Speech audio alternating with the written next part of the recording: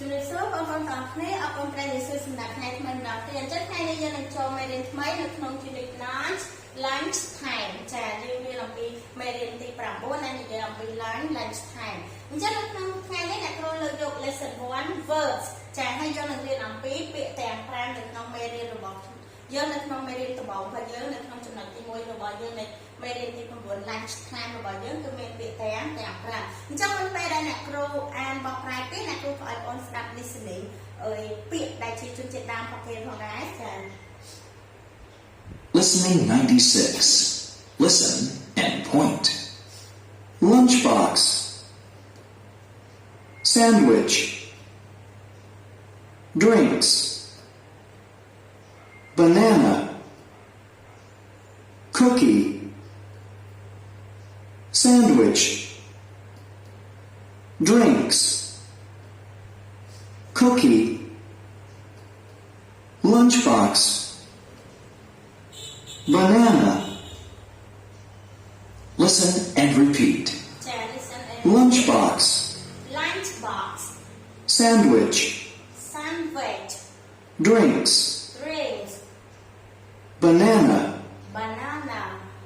Cookie. Cookie. ចាអរគុណច្រើនបងប្អូនអញ្ចឹងវាទាំង5នៅលើក្តារខៀនរបស់យើងមិនយើងបានស្ដាប់ហើយក៏បានវិភាគថាrepeat តាមគេផងដែរអញ្ចឹងណាមួយ1របស់យើង lunchbox ចាអញ្ចឹង lunchbox ថាពាក្យរបស់វាគឺជា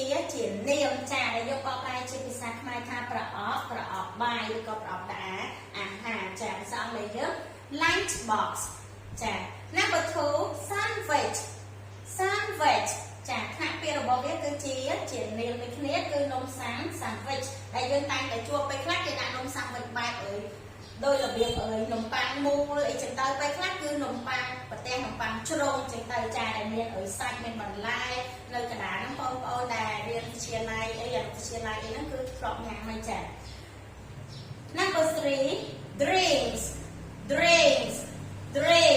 ចាដែលយើងបកប្រែជាភាសាខ្មែរថាភេសជ្ជៈចាភេសជ្ជៈមានដូចជាកូកាទឹកក្រូចឬក៏ samurai stick អីហ្នឹងគឺយើងហៅតែជាប្រភេទគឺយើងហៅថា drinks ចា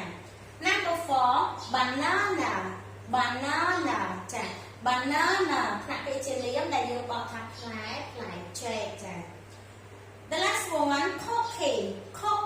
ចា cookie ដែលយើងបកថានំខូក cookie អញ្ចឹងនៅសាលាយើងក៏មានដែររាល់ពេលថ្ងៃសុក្រគឺពួកយើងអាហារសម្រន់សិស្សនៅថ្ងៃសុក្រគឺបងអូនតែងតែញ៉ាំនំខូក cookie ចាអរគុណច្រើនបងប្អូនទាំងអស់គ្នាអ្នកគ្រូមានមេរៀនខ្លីប៉ុណ្ណឹងហើយសង្ឃឹមថាពេលត្រឡប់ទៅផ្ទះវិញបងអូននឹងយកពាក្យទាំងអស់នេះដែលសារពាក្យទាំងអស់នេះគឺថាពាក្យជានាមអញ្ចឹងបងអូនយកទៅដើម្បីបង្កើតរបស់ផងដែរអរគុណច្រើនសូមព្រះប្រទានពរជម្រាបលា